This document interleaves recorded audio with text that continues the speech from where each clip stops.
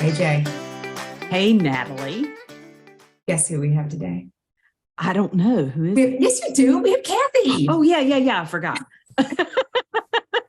We are so excited to have our friend Cathy on today's show. And she has, I'm going to tell you, everybody has quite the confession, but Cathy has quite the confession.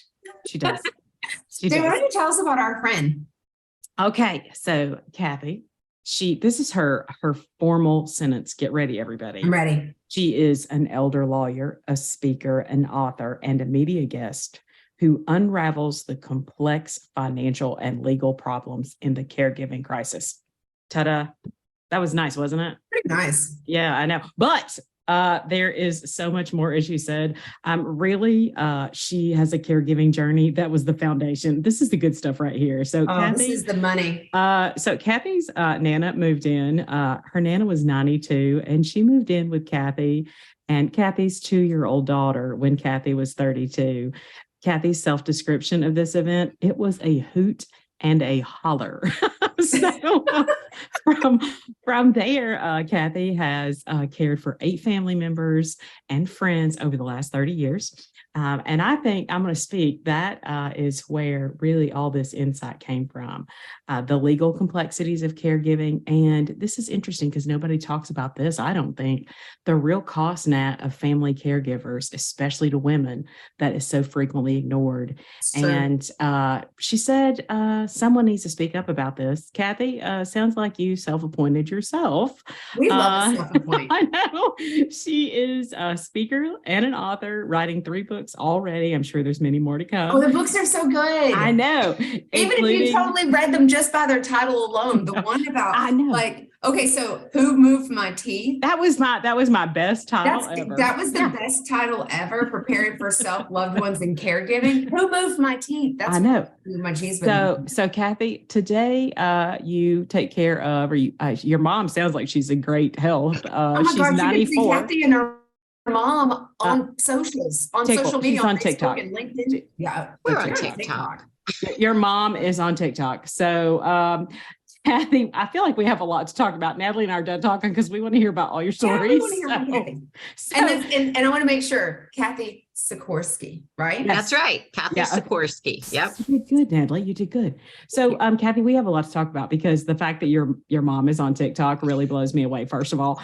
But so you're 32, you have a 2-year-old, and your Nana moves in. So let's roll. Let's get started on how you got Nana. That's where it started.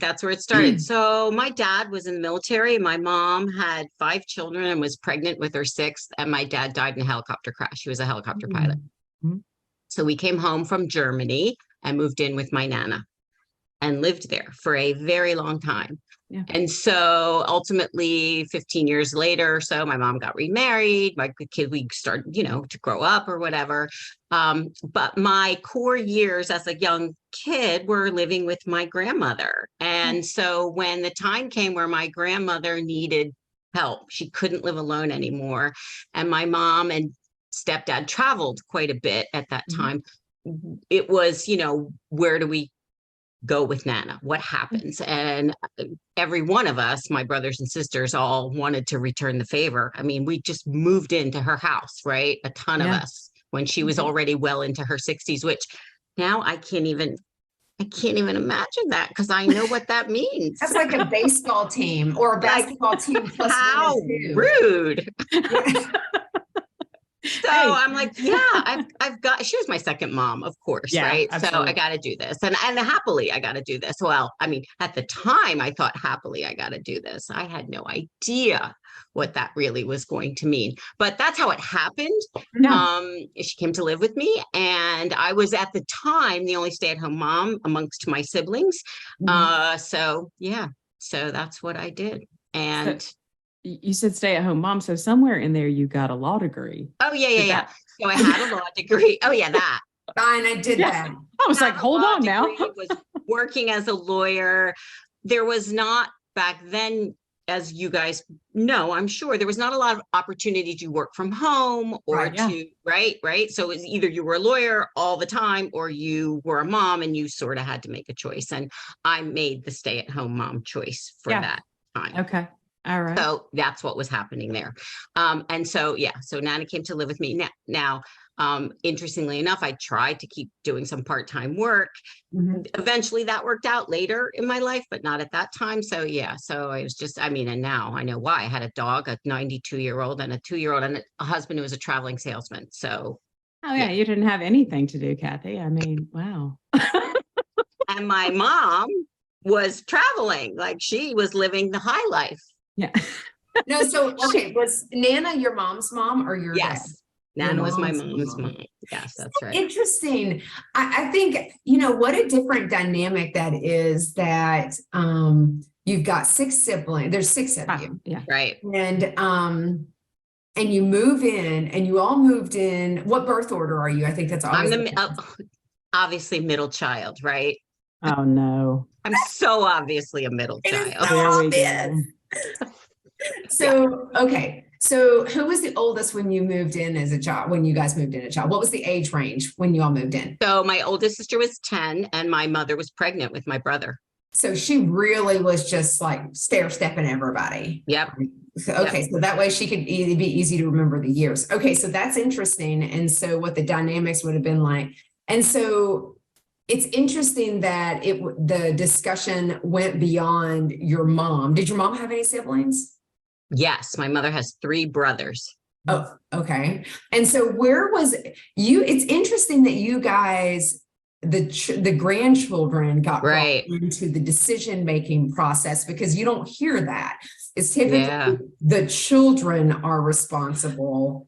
Yeah, How does that work? Yes, and that's a really good point that I got to be honest with you, I never even thought about till you said it right now. But because we lived with my grandmother, I really felt more like her kid and her grandchild. I really lived with her from 4 to 15, right? Yeah.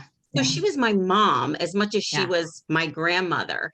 And my cousins, who would also have been my age at the time, right? Having their own families, my mom's siblings would have been my mom's age in their 60s or whatever, but she had sons.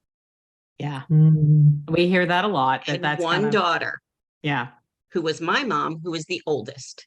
Yeah. And to be very honest with you, Natalie, and this is definitely a continuum that we are all experiencing today, there were no discussions. My mom was the person, right? Right. Absolutely. Was it because, do you think it was because she was female or because she was the oldest, or a little bit of both?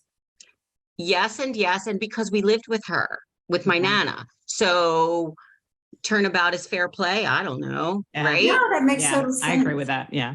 Right. Totally. I'll say this. When our grandfather died, this was my mom's side. When our grandfather died, we, the sisters and I would take turns going over and spend the night with her, but I probably spent the most time with her. Yeah. I think a little bit because of age, a little bit because I wanted out of the house. But I grew up with my grandmother and my grandfather. I was really close. And I can tell you that had I been in a place, I would have totally felt that kind of same way, because my grandmother was a true second mother to me. Right. JJ is like a second mother, to be honest with you. It would, I think it would have been an easy decision that we would have been happy to step in and take care of her. So let's put forth here the fact that every one of us who has that kind of a relationship with someone we end up caregiving for, whether it's a loved one or a friend, right? That we ultimately feel so honored to be the go-to person. Right. As hard as it is, as tough as it is, there is a piece of you that says, I'm getting something you're not getting. Yeah. Within this relationship. And I am so honored to get that. And I'm grateful to have it. And there's a lot of days that I hate it, but I always felt really bad for my cousins because they did not have this relationship with my grandmother that I had. And you too, probably, Natalie, right? Yeah. I totally agree with you, because Yeah, no one knew my grandmother in my mind like I did. And it was very, very personal. Still now, today, right? You say, oh, my Nana, my Nana would say that. My Nana used to always, oh my God, the things my Nana said, I can't actually repeat them here. Yeah. They're not dirty, they're naughty. Yes. Well, you wrote the book. You wrote did. Showering with Nana. So I did. is You that, have to read that. It's confessions of a serial killer caregiver. I put killer because honestly, every caregiver wants to be a killer. I literally made a video with my mom yesterday, and it's for Easter. And in it, I said, I wanted to kill you today. Cathy, that is, I know. So we support that. That is a total, yeah. And that is the confession that anyone who thinks that this is easy it's not. And if you think that I want to be a caregiver full time, I don't. And, but is there all kinds of like silver linings to it? There is. And can you find joy and can you coexist doing this? And it's not forever. And because it may not be able to be forever. Ours hasn't been able to be forever. Emily and our mom right now has not been able to be forever. And so I think the truth of that is it's so individualized and it's not for everyone. That's the other confession. It's not, there are people who shouldn't even try. It's not for you. And you should be okay with saying, this is not for me. I can do a lot of things to help you, the caregiver, but I can't do these things that you can do. I can't. It's okay. Yeah. It's okay. Permission given. Permission. Because if you don't, you're going to wreak more havoc.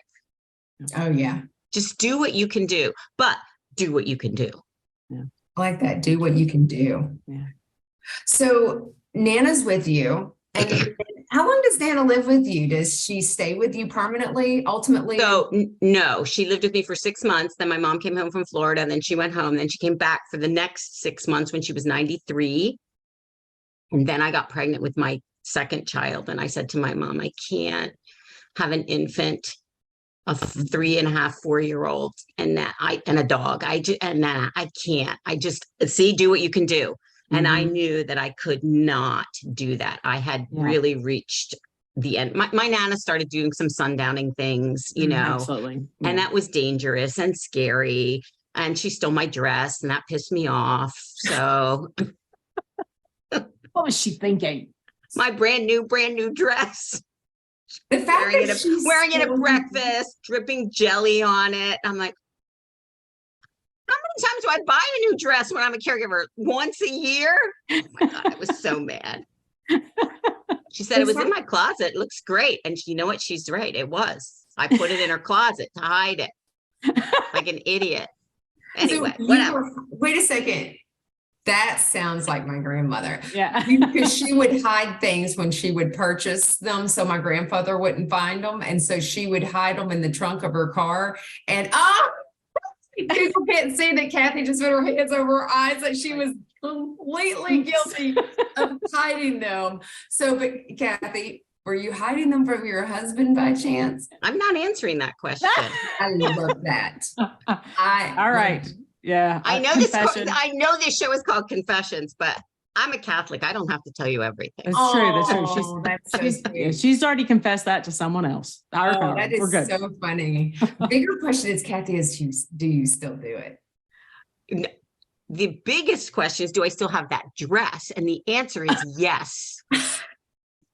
I refuse to give it up. It's a treasure. It is a treasure. I'm pretty sure it doesn't fit, but it's okay. Whatever. It's okay. Whatever. So you've got 8 more, over 30 years, you add 8 more caregiving people to your repertoire. How did you just keep falling into it?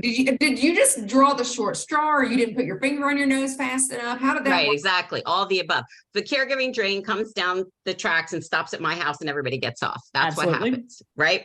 Because now I'm the expert. Yay. Yeah. Congratulations. Yeah, thanks. Dubious honor. But and people, people find that incredulous, because honestly, I wouldn't believe that if you told me that. I would find that hard to believe. But it was, my great aunt, my mother-in-law, my other great aunt, my girlfriend who fell down the stairs and had a traumatic brain injury, my sister's partner, who my sister died from breast cancer. Her partner 3 years later had multiple sclerosis diagnosis, the worst possible kind, and he was a family member, right? So none of that was my job, even though I had now become an elder lawyer, only because I became an elder lawyer because I needed to know all this stuff. That's what happened. I didn't start out that way. It just happened. that this kind of law grew with what was happening in my actual life. Right. And so some of those caregiving episodes were short-lived, and some of them were temporary and then went back, would go back and forth. Right. And honestly, I'm going to say this right now for your audience. I count my husband in there, who had to have a knee surgery and a torn quadricep muscle surgery, because I still had to pack a lunch for him before I went out for my day. That counts, you guys. Yes. Well, you said that was 2 years almost. Two different surgeries over a 2-year period of time. So yes, it happened twice in 2 years that went on for several months. Yes. Yeah. I count myself as a caregiver for my husband, Cathy, and there's nothing wrong with him. Okay, well, I wasn't saying that part, but okay, I'm just saying, I confess. There's a lot wrong with Dexter. I know exactly she's keeping him alive. Honestly, between an HR complaint and him not getting himself killed accidentally because he does some stupid things. Okay, we're gonna have to edit now.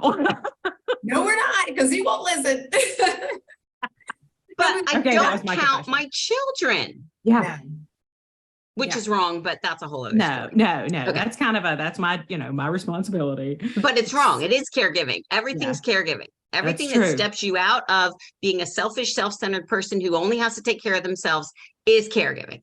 Sorry. So I love that you say that everything, because I know the challenges that we've had with Mom, and you say, at your elder law experience was like forced, because I feel like I needed to become either, specialized in estate financial planning with everything with Mom. So when did that need really hit? Was it during all those 8 people? Was it with Nana? Like, what did you find you didn't know, Cathy? So only with Nana, in the sense that if I had to talk to the doctor and they wouldn't talk to me, how do I fix that? She's my grandmother. I'm not her spouse. I'm not, Right. They used to be a lot better about that. And it's not as hard for medical issues, although get your powers of attorney. I'm going to, put my commercial in there, get them, because that's the document you need to talk to people. Right. Yeah. But for financial issues, nobody will talk to you. That's right. Unless you have some authority. So that's where it sort of started. Like, nobody will talk to me. I can't get things done. What do I need to do? And elder law is a very young area of the law, you guys. It didn't exist in a big way 30 years ago like it does now. And so we elder lawyers were learning this along with caregivers, to be perfectly honest with you.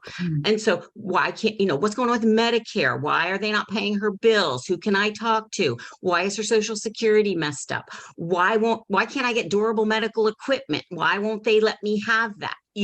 Those kinds of things. Because I'm a lawyer, I'm going to sue you. I need a wheelchair, right? It's a forced field almost. It's like, this was a forced sort of field of specialty. And with every person, every time a thing came up where I needed to figure out how to fix it, of course, my tendency is to take the legal route, right? That's who I am. So I'm like, is there a legal route that I have here?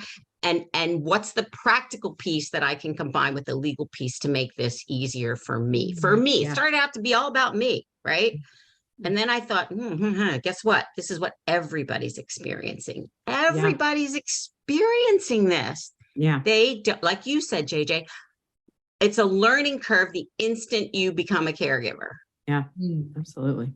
Absolutely. I'll tell you this. I don't think, just kind of being authentic, which everybody knows that I am, I don't know that I would have thought about elder law and how broad it probably could be. Like where you're talking about, it evolved out of need, and the examples that you just gave. And I think because we're very litigious, is that the right word? We're a very litigious society.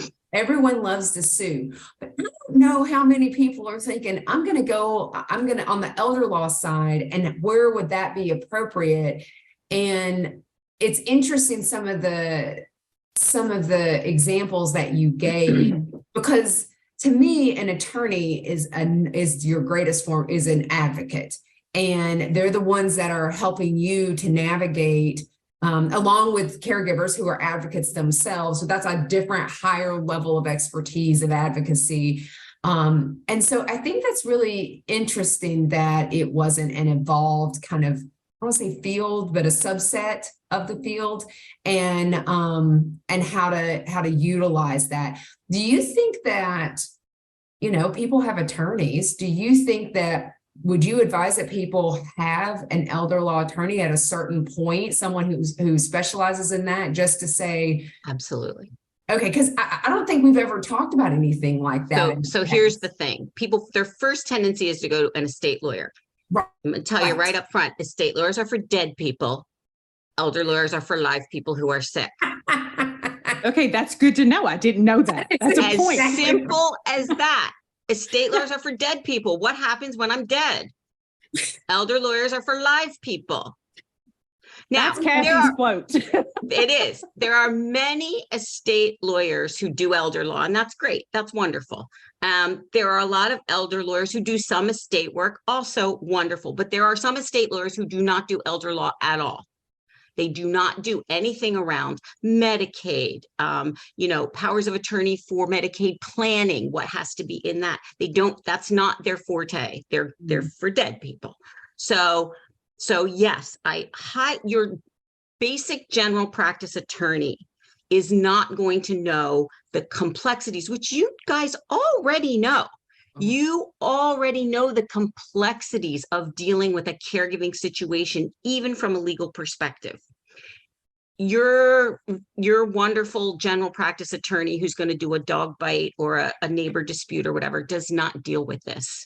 Right. And lawyers who, as wonderful as they are, make things so complex that this particular area of law, especially when it comes to the money part, which I have a special affinity for paying attention to the money part, has to really be a person who deals with this on a regular basis and has lots of clients. So they've seen a lot of stuff that can go wrong. And here's a teeny tiny piece.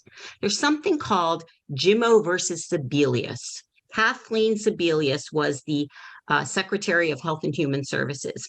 And Jimmo, whoever that is, sued them because that family could not get occupational and physical therapy for their loved one because the therapists were telling them, you're not going to get any better. There's no point in having any more therapy because you're not going to get any better. That is not the standard. That is not the law, and that is not the standard. And we have been fighting this, Jimmo versus Sebelius, for all your listeners who have this problem, or write it down if you think you might. The standard is, will my loved one get worse if they don't continue to have therapy? My brother-in-law had the worst possible kind of multiple sclerosis. He needed dexterity in his hands to eat, to use his wheelchair, which was electric, right? And if you stopped therapy, that he would atrophy. He would no longer be able to use his hands. And of course, he wasn't going to get better by definition. You don't get better from the worst possible multiple sclerosis. Your muscles don't repair themselves. You don't get better. What you need is therapy to continuously stay at a level where you can use your hands for what you need. And that is a fight that continues today. And it's been going on for 10 years. Wow. That's what an elder lawyer can tell you, that your general practice attorney and maybe your estate attorney won't know. Hey, ladies, I need to interrupt for just a second to share about the Sisterhood membership. It's basically a sale every day. And the best part, it's free. Here's the details. We're partnering with our friends at Benefit Hub and other care partners to save you money. With over 200,000 participating companies across the U.S. and abroad, you'll find discounts at your favorite local stores, huge savings on vacations, amazing deals on home, auto, and supplemental insurances, and everything in between. Go to confessionsofareluctantcaregiver.com to sign up, and then definitely tell your friends about it. They can join too. Trust me, there's a discount for everyone. And don't forget, it's free. Okay, back to confessing. So, it's so funny, JJ, and you had to leave earlier. And it's funny that we said Hoot and Holler because we were at a Hoot and Holler event and in Roanoke a couple of months back, and there was the last person. It was focused on veterans, and it was stories of veterans and caregivers. And this woman, her son had a TBI, and he had his military vehicle had went over a landmine basically, and he was severely disabled. And the insurance company said exactly that. And so people feel so overwhelmed by the idea of, well, my insurance company said no. And they said, and exactly what they said, Cathy, was, well, he's not going to get any better, so we are not going to give it to him. And I know that this mother and her husband, and the son he's in his 30s now, but he wasn't able to walk, and he's does therapeutic riding with horses and things like that. It's been so helpful to him. But that was what the insurance company said. He had it for years. It had helped him to be upright, to sit upright on a horse when he is on a wheelchair, in a wheelchair. It's so amazing that spin where you said it's not about get better, it's about maintain so that he doesn't decline. I don't know that people would think about that. Yeah. And so because they'll take no for an answer, because we have this authority system of insurance, right? Yeah. And so they'll take no for an answer. And so a lawyer is there for you not to take no for an answer. That is who we are in every possible respect, right? We're advocates, period. That, like you said.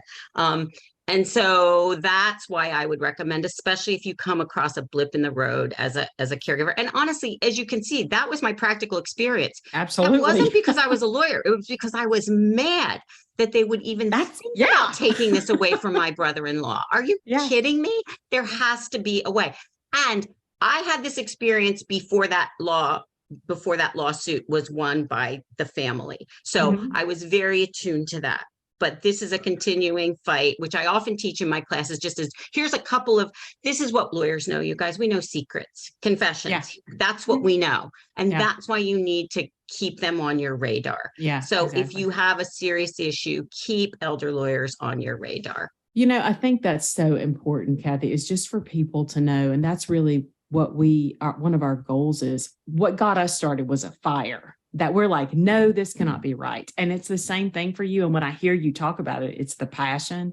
And for people to be able to say, don't take no. Natalie did not do that with her husband. We have not done that with mom. Like, don't take no. There were facilities that said, no, we can't do this pump that your mom has, which has made her life so much better. And we were like, no, that is not true. We said no to that. We're like, we said no. No. You know, you have to do that. It is a medical device, and RN can handle it. Everyone cannot say no, that is not the answer. And I think that's really interesting that, you know, you share that with people, is to say, yes, if you're just willing to not take the no, there are always ways. And that's advocacy. And I think, you know, a good friend of mine said something the other day. Carl works in Health and Human Services in Virginia, and he focuses on helping his staff who work at Department of Social Services. He has these signs around the building that says, how can I get to a yes? Yeah, exactly. And if we live by this mantra of how can I get to a yes, because I can tell you, people in the industry, like there's so many people, and we've experienced this with our mom. It's like, if honestly, and we love the young lady who we worked with under trying to help our mom with the Choices program, but she felt like at times a stereotypical government worker. And we did more work for her that she didn't have to do. And the more we did for her, the more she would help us. But had we just solely relied on her, and we knew more than the average bear. So I knew exactly what the things were that had to be done. So I could say, I was actually reinforcing her like, oh my gosh, this is so helpful. Thank you so much. If I was not propping her up, honestly, and I was just saying, Whitney, can you do this for us because it's your job? It would have taken longer. We would not have gotten people where we needed. Yeah. So two things. What has to happen for you to say yes? Because if I can do some of that, I'll do it, which is what you just told me, which is awesome. And be okay with that, right? Be okay with that, because all you want to do is get to the yes. So number one, what has to happen, right? What has to happen? And the other thing is, elder lawyers are hug lawyers.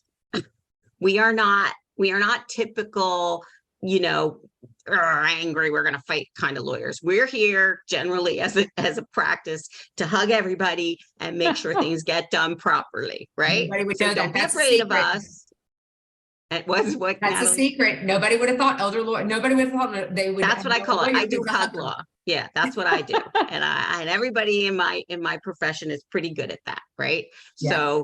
So yeah, don't be afraid of that, because you can do a lot of things. I am not saying you can't just as a caregiver. You have a lot of power. Don't give away your power. You have a lot of power. And things like this podcast are exactly what are going to help you step into your power. Learning things about caregiving from every possible point of view for you to step into your power and be that caregiver and be bold with your power to help and protect your loved one in a way that's just, you don't have to be mean or aggressive. You can just be what has to happen. We're going to get to this yes together. What has to happen?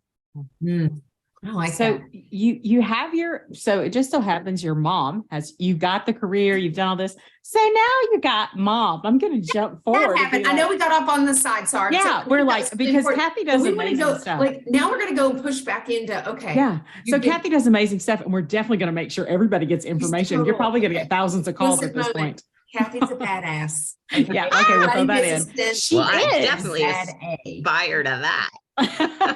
But so you've got your mom who does TikTok videos with you. I mean, She so does. tell So us. what happened? How did you get your mom? Yeah. So my mom lives 2 miles down the street from me. Yeah.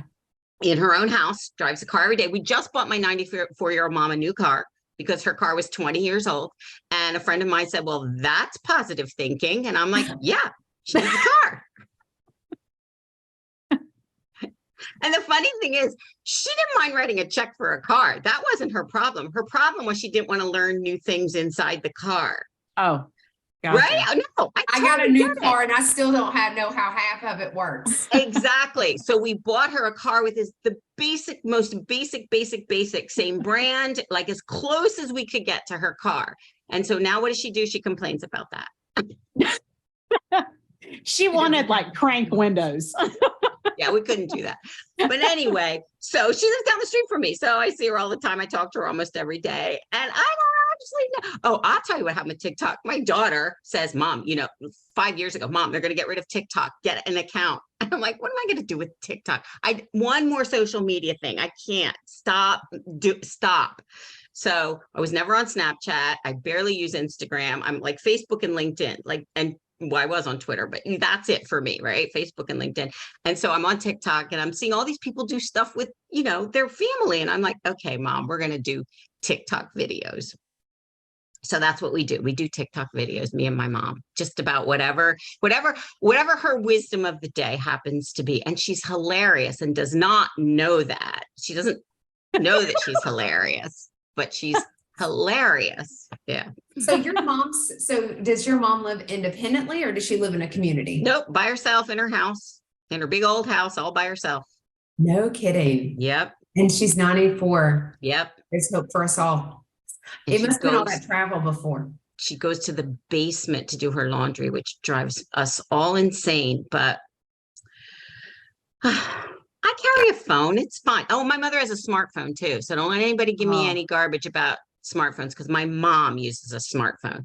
Heck. She'll text you a random picture of a cat sometimes, but other than that. Our mom does that too. And just random things. Random letters. Our mom will randomly text us JJKLNPO. Yeah. We're like, But we know that's when she's having, because of the Parkinson's, we know that's when she's having a tremor. So we call. Yeah. We're like, hey Mom, what's going on? Okay. Yeah. group text. I mean, even our nephews, it's right. Our oldest nephew, Owen, will respond back because it'll be in a group text and he'll respond back. And he was like, right.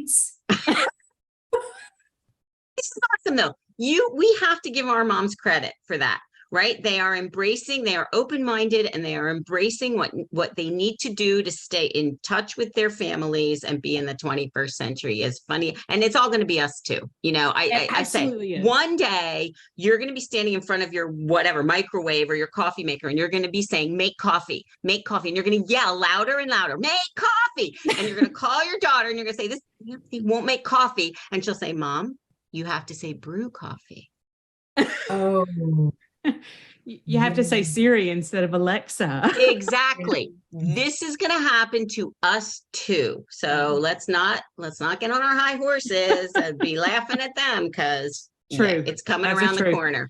That's the truth.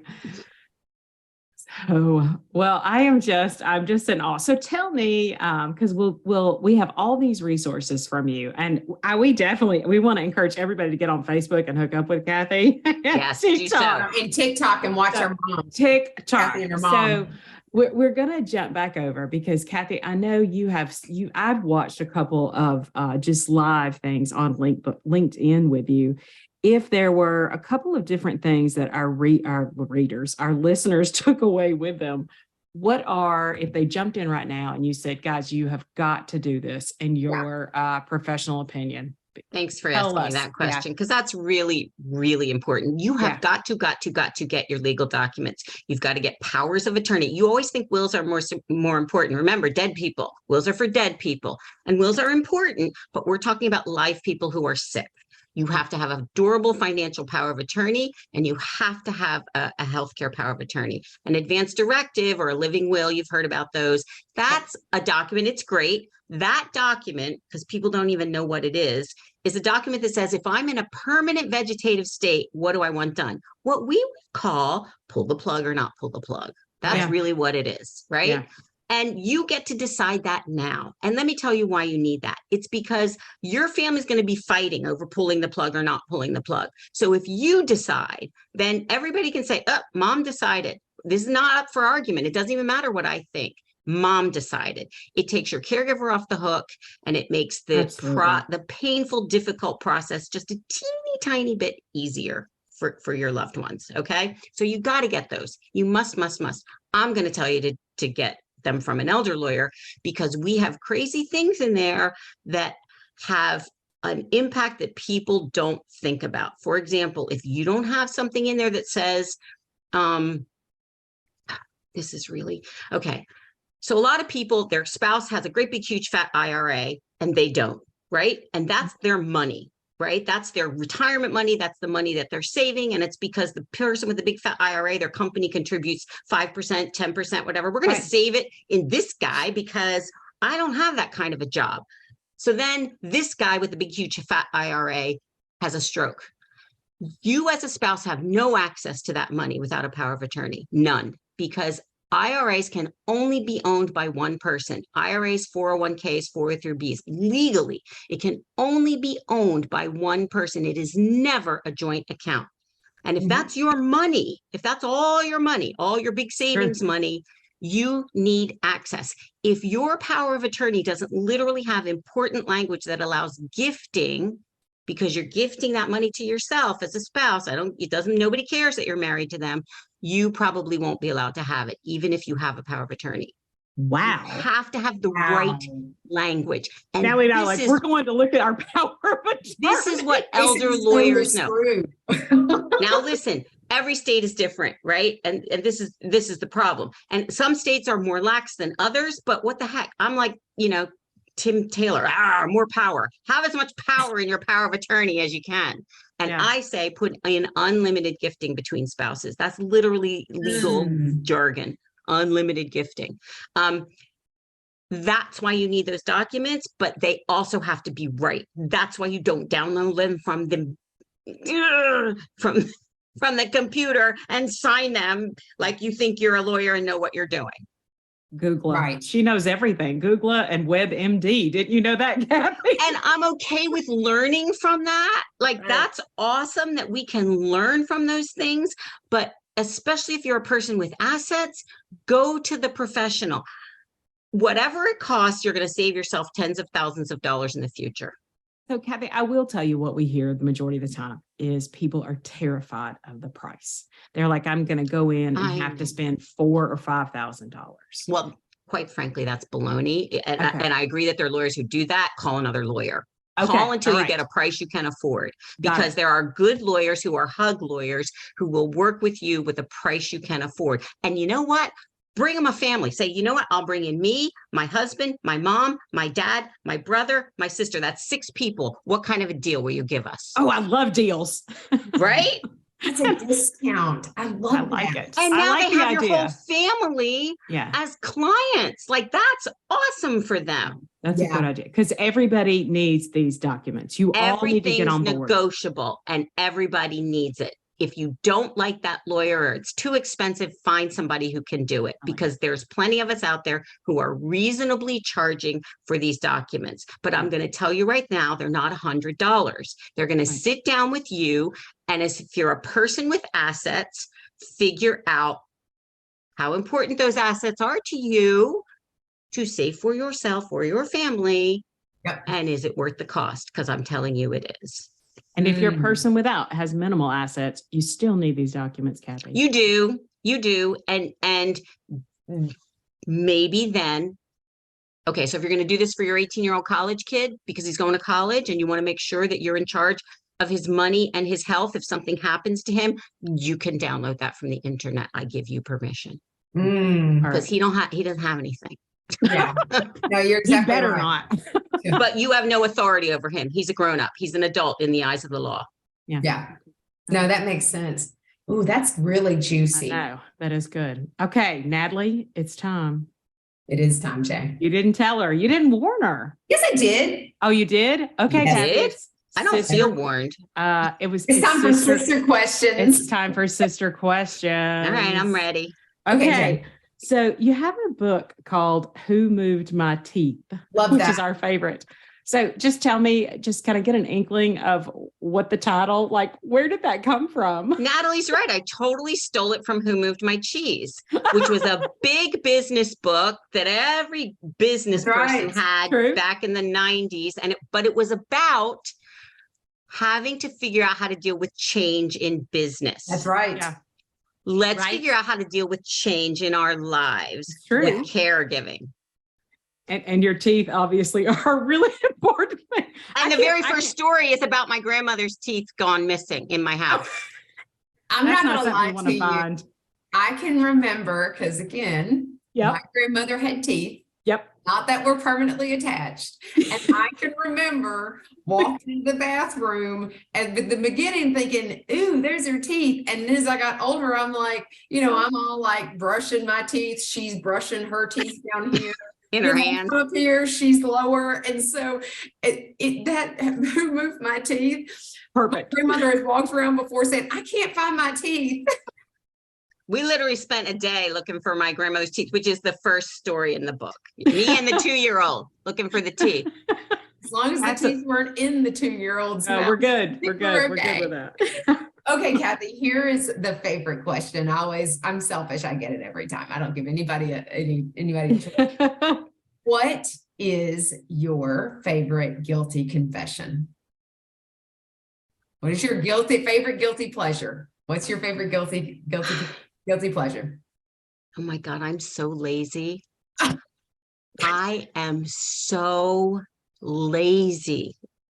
I will sit and watch TV for hours. I support that. I do. And then Are- when the TV bores me, I'll turn it off and not get out of that seat. Just pick up the book that is right within reaching distance and read that. And it's 99% of the time fiction because, life is hard enough. So it's right now I'm reading a bunch of Amish murder mysteries. Like, is that even a thing? Yes, my friends, it's a thing. Amish murder mysteries. So good. Cathy Sikorski's I think her that guilty is the confession. guilty confession That is is. your addiction to their current addiction to Amish murder mysteries. Okay, that's a first. We've had a lot of food confessions, Cathy, but I got to tell you, that's a first. It takes all kinds. That's what I'm going to say. I know. That is fantastic. Cathy, thank you so much for being with us. Oh, thank you. This Thank was you for so letting me good. talk about this stuff that's so important. And Yes. it's just so great that every message, I mean, I love your podcast. I'm listening to them all the time. And I just love that you're sharing this with people. It's so important and so good. And you women are really good. And to all you caregivers out there, I love and respect you so much. I know how hard this is, and you are very special people, and you deserve you deserve so much that I'm sure you're going to give them my contact information, my Absolutely. email. All of it. Absolutely. Just email me. I'll answer anything I can answer. I'm only licensed in Pennsylvania, so it's not legal advice in the sense that you can do anything with it, but I'll answer any question you have.